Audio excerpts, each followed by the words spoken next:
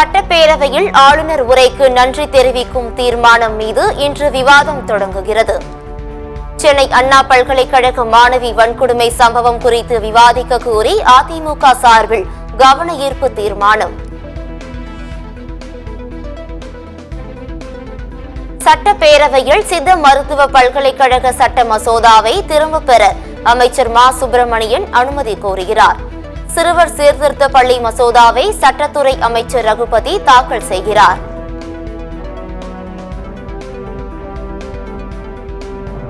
ஒரே பாலினத்தவர் திருமண வழக்கின் தீர்ப்பை மறு ஆய்வு செய்ய கோரிய மனு உச்சநீதிமன்றத்தில் இன்று விசாரணை.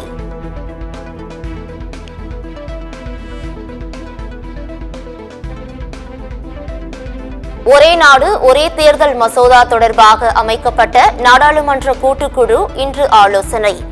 39 உறுப்பினர்களை கொண்ட நாடாளுமன்ற கூட்டுக்குழுவின் முதல் கூட்டம் இன்று கூடுகிறது. கள்ளச்சாராயம் விஷச்சாராய மரண சம்பவம் தொடர்பான ஓய்வு பெற்ற உயர்நீதிமன்ற நீதியரசர் பி கோகுல்தாஸ் தலைமையிலான ஒரு நபர் ஆணையத்திற்கு கால நீட்டிப்பு. 2வது முறையாக கால நீட்டிப்பு வழங்கி தமிழ்நாடு அரசு உத்தரவு. 2 செயற்கைக்கோள்களை இணைக்கும் டாக்கிங் பரிசோதனை நாளை காலை 8 மணிக்கு நடைபெறும். இஸ்ரோ அறிவிப்பு.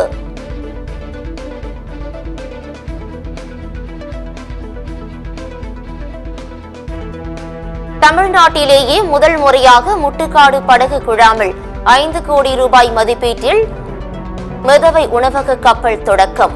கருத்தரங்குகள், அலுவலக கூட்டங்கள், கேளிக்கை விருதுகள் போன்ற நிகழ்ச்சிகள் நடத்த ஏதுவாக வடிவமைப்பு.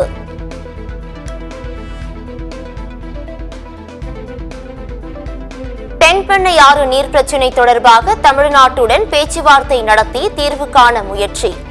கர்நாடக துணை முதலமைச்சர் டி.கே. சிவக்குமார் தகவல்.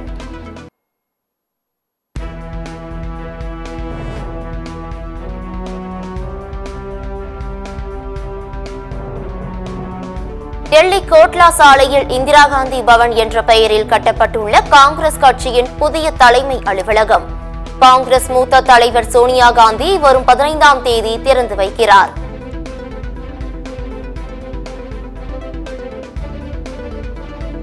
குவைத்தில் இருந்து சென்னை வந்த ஏர் இந்தியா எக்ஸ்பிரஸ் விமானத்தில் உடைமைகள் வராததால் 248 பயணிகள் தவிப்பு. அதிகாரிகளுடன் வாக்குவாதம்.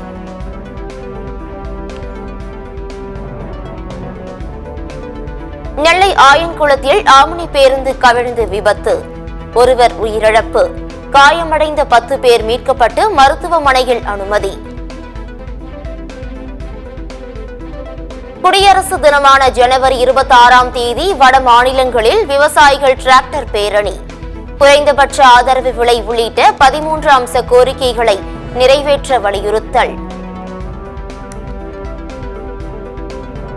தான் பதவியேற்று 2 வாரங்களுக்குள் பிணை கைதிகளை விடுவிக்க ஒப்பந்தம் செய்யப்படாவிட்டால் மத்திய வழக்கில் மோதல் வெடிக்கும். ஹமாஸ் பயங்கரவாத அமைப்பு குழு அமெரிக்க அதிபராக தேர்வு செய்யப்பட்டுள்ள டொனால்ட் ட்ரம்ப் கெடு.